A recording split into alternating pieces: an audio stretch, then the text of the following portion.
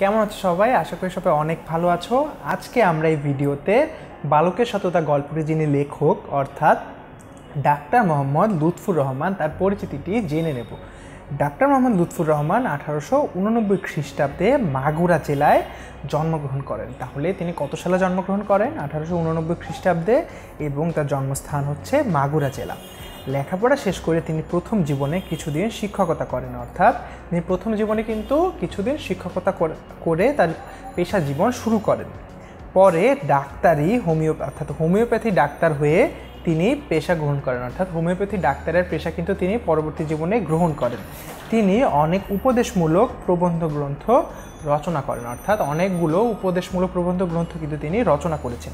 1936 খ্রিস্টাব্দে এই সৃষ্টিশীল প্রাবন্ধিক মৃত্যুবরণ করেন, অর্থাৎ তিনি কিন্তু 1936 খ্রিস্টাব্দে মৃত্যুবরণ করেন। তার বিখ্যাত গ্রন্থগুলোর মধ্যে উল্লেখযোগ্য কয়েকটি হচ্ছে উন্নত জীবন, মহৎ জীবন, মানব জীবন, ধর্মজীবন, প্রীতি উপহার। তাহলে বন্ধুরা, আমরা কিন্তু তার উল্লেখযোগ্য কয়েকটি গ্রন্থের নামও এই ভিডিওতে জেনে নিলাম। তোমাদের যদি কোনো প্রশ্ন থাকে আমাদেরকে অবশ্যই কমেন্ট সেকশনে জানিয়ে দেবে।